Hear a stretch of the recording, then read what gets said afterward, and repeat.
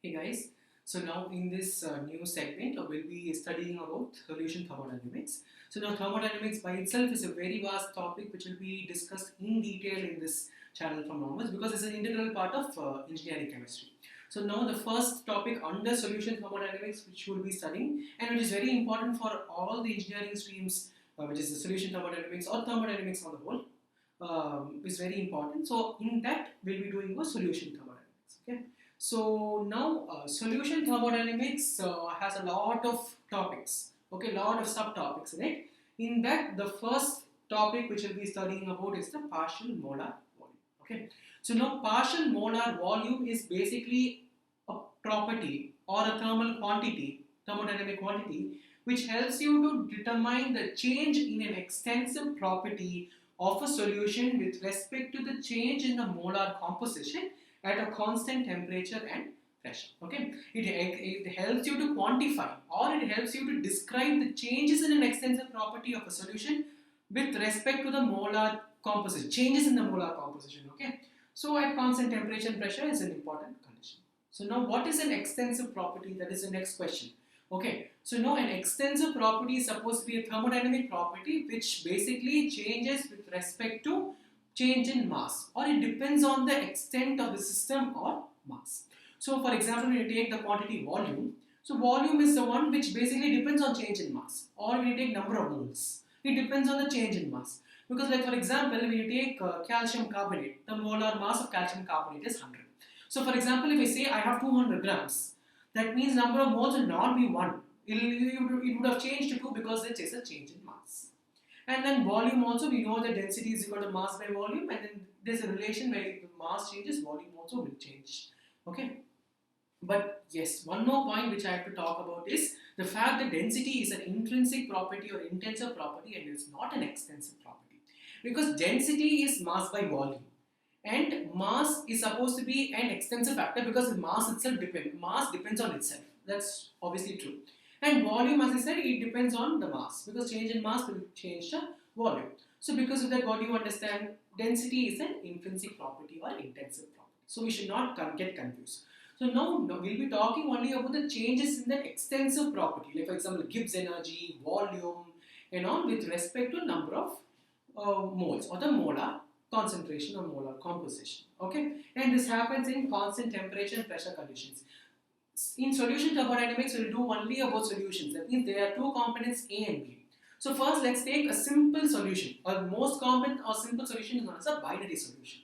A binary solution, it has totally two components. Now, for example, let's consider that as component A and component B. Component A has Ni moles, component B has Nj moles. So when you mix Ni and Nj moles which are not equimolar in nature, it means Ni is not equal to Nj, then you will be getting one solution. Okay. So now this is the basic concept. With this we will define the partial molar properties. Okay. So now this partial molar property is defined by m bar, and then one thing which you need to consider is first is the constant temperature and pressure. And the next one is, which is not mentioned in the definition, is one of the number of moles must be kept constant. That means you will be finding the partial molar property only with respect to the other number of moles. For example, I am considering this to be a constant factor. That means I am considering Ni, Nj to be a constant factor. That means I will be doing all the calculations as well as your writing your equations with respect to this component. Okay. So now that's why I'm writing I as in the subscript.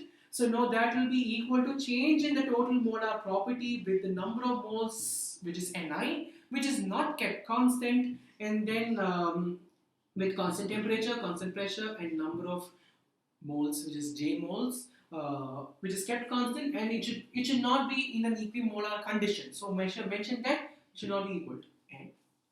Okay. So now this is supposed to be the partial molar volume for partial molar property for any type of property. For example, as I mentioned now, I used to mention the word volume. I can write for volume. I can write it as di bar is equal to dV by dNi, and then I can write for constant temperature, pressure, and Nj, which is not equal to Ni. So now I can write the same thing for Gibbs energy. So I can write it as Gi, and then that is equal to dou G by dou Ni, and then afterwards constant temperature, pressure, and number of moles, which is sorry, J, and then not equal to I. Okay, and then I can write this as mu I, which is nothing but chemical potential. It is known as chemical potential, and I think in detail we'll talk about chemical potential, its relations in 2 to 3 videos. We'll talk about this in detail. So now we have discussed about partial molar property, which is dou m by dou Ni in constant temperature, pressure, and the other number of moles, which is Nj. So now from where does this factor arise? This factor basically arises from your fundamental property equation. So now let's talk about the fundamental property equation.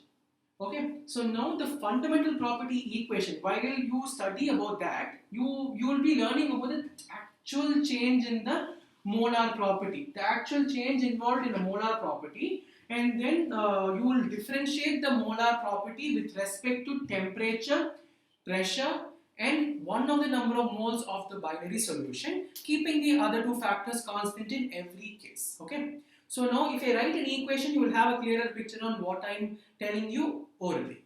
So now and again after that, let's see how this partial molar property is arising from this case. So now let's take the actual change in the molar property, because I said that is the main factor for us. In the fundamental property relation, you will be finding the actual change in the molar property, and then first you will differentiate with respect to pressure, and this differentiation must be partial. Okay, so now this is again one more thing which you need to know. Don't do actual differentiation, it should be the partial differentiation. So dou m by dou p, and then it should be a constant temperature, and then number of moles J must be kept constant, because we are doing it with respect to I, the whole differentiation. Okay, so now we have differentiated with respect to pressure, keeping temperature and number of moles, which is Nj, constant.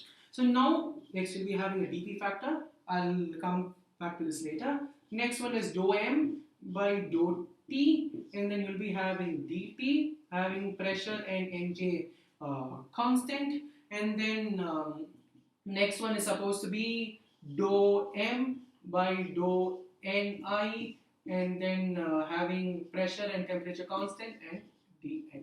Okay, so yes, okay, I think we have somehow summed up the whole thing. And then next thing is, sometimes in this place of J, sometimes people can write it as I as well. So I think for now we will keep it as I, because we have to keep the two factors constant in every case. I think it's better to avoid the confusion, we'll write it as Ni itself. Okay. So one more thing, in many books you will have n factor here. You will have one n in every case. Okay, you will have this n in every case. So now this n will determine the total molar property, because total molar property gives you a holistic picture. So normally to give you a holistic picture, you will write n, but then in most of the cases you will consider n as 1 and you will proceed. So now this is supposed to be the way in which you write the fundamental property equation. Now let's see how does this partial molar property arise here. So now consider this part here. Okay, so now one more thing which you need to mention is the factor sigma, which is equal sigma for I number of particles, which is I number of moles, because now obviously you will not have only one mole in the solution, just not one. You will have a lot of number of moles. So we can't do separately for each and every condition. So because of that, you will do summation, because a lot of number of moles will be there in the solution, right? So now I think this is a factor which I missed, which is the sigma factor. So now next is, how did dP, dt and dNi come? Next, this is supposed to be a partial derivative property. While finding the actual derivative of one factor, while differentiating partially with respect to another, you will include these factors. This is under partial derivatives. Please go through your math concepts as well for you to understand. So now this is supposed to be the fundamental property, and now this factor here will actually give you your partial molar property, which is supposed to be mi bar, and then from here only the factor will arise, which is your partial molar property will arise. Now here let's consider n is equal to one condition itself, so the n factors will be neglected. So dm is equal to dou m by dou p TNNI dP plus dou M by dou T dt PNNI, and then sigma Mi bar dNi. Okay, so now few things which I have to repeat again is sigma must be mentioned because it's just not for one component, all the moles must be included. And the next one is change in change in Ni here. I think I must have written Nj in the beginning, make it as Ni. Okay, so now this is supposed to be your equation, and then your factor is me. Factor comes from that, which is your partial molar property. So now let's talk about this case for an open system and a closed system. So now what is an open system? An open system is where a system can interact with the surroundings. If a system can interact with the surroundings, your number of moles will definitely change, right? Number of moles will definitely change. So this factor dNi will remain as it is, okay, because it is changing. So to account for the changes, you will have the factor there, okay. But when you consider a closed system, your number of moles will not change, because when you have a closed system, the particles will keep rotating within the system. For example, when you consider convection, the water keeps moving up and down in various phases within the closed system, right? So because of that, what happens? Your dNi will be 0, because number of moles will be the same from the beginning till the end, till the process gets over in a closed system. It remains the same because it has no outlet. Your temperature and pressure will change in some way or the other. In the case of an open system, with the interaction with the surrounding will change the temperature and pressure. Internally also definitely there will be a change in temperature and pressure. So these components will remain as it is. But number of moles will not change in the case of what? In the case of a closed system. In an open system, it will change. So this equation which I have written here, it is for an open system because it's a change in the number of particles. But if we take the same thing for a closed system, you will write dou M by dou P, T and Ni, dP, dou M by dou T, so dt, P and Ni, and then this thing will be 0. This is for a closed system. So now while talking about volume and while talking about Gibbs energy, I will substitute this M with Gibbs energy and I will substitute M with volume, and I will give you a description. Okay. So one more thing which I have to talk about is supposed to be summability. Okay. So now before I talk about summability, I must have mentioned that all these properties that we are discussing, which is the partial molar properties, is always in constant temperature and pressure conditions, right? That's what I must have told you. So here in the fundamental property equation wherever I've written, I will consider the fact that temperature and pressures are constant, because that is the definition. In the basic definition, I've said partial molar properties will be defined in such a way that temperature and pressures are constant. So if I substitute that, those factors will become 0. I will be left only with the partial molar property, and then I will relate that to the actual molar property. So now, as I was talking about summability, so now let's just go into the details of summability. So now the condition which we apply here is that constant temperature and pressure must be maintained. So now when you apply this condition of constant temperature and pressure in your fundamental property equation or fundamental property relation, you will be getting sigma Mi bar Ni. Okay, and here you are not considering the change in the number of moles, you are just considering the number of moles alone. Okay, because why are you excluding the dNi and including just Ni? Because look at the LHS, it's just M and not dm. Because in the fundamental equation, you will take dm on the left hand side and right hand side you will have your dNi. Here you are taking the integral. You are integrating on both sides. Okay, and again while integrating, you exclude this factor because it is this is an intrinsic property, does not depend on your number of moles or mass. Okay, this becomes a constant factor. So dNi alone will become Ni and dm will become M. So now because of that you have understood why is Ni here, why it's M here. Okay. So now again about this intrinsic nature and all, I'll come back to it. So we'll talk about it at that time. So now this is for any number of moles or number of substances. So I'm taking this as sigma and under that I'm writing I. Okay. So now I'm considering a proper binary system. A proper binary system means your M will be equal to Mi bar Ni and Mj bar Nj. Or you can write it as Ma bar Na or Mb bar Nb. Okay. So now you've understood, you're taking two components, you're finding the partial molar properties for both the components. Okay, so now this is it, which is summability, and you will apply the rules of summability as well as your fundamental property equation in Gibbs Duhem derivation. In that you will actually make use of, so you will know its importance there. So now let's talk about in non-pure conditions where a substance is not pure. Okay, so now in your non-pure conditions, your Mi bar is actually not equal to Mi and Mj bar is not equal to Nj. Or I can say Ma bar is not equal to Ma and then MB bar is not equal to MB. Okay. So now in this, why are we saying that? Because it's not the ideal condition. In the non-ideal conditions or not pure conditions, I think non-ideal might deviate and go into different segments. But then let me just say non-pure conditions. In non-pure conditions, you cannot say that the partial molar property is equal to the actual molar property.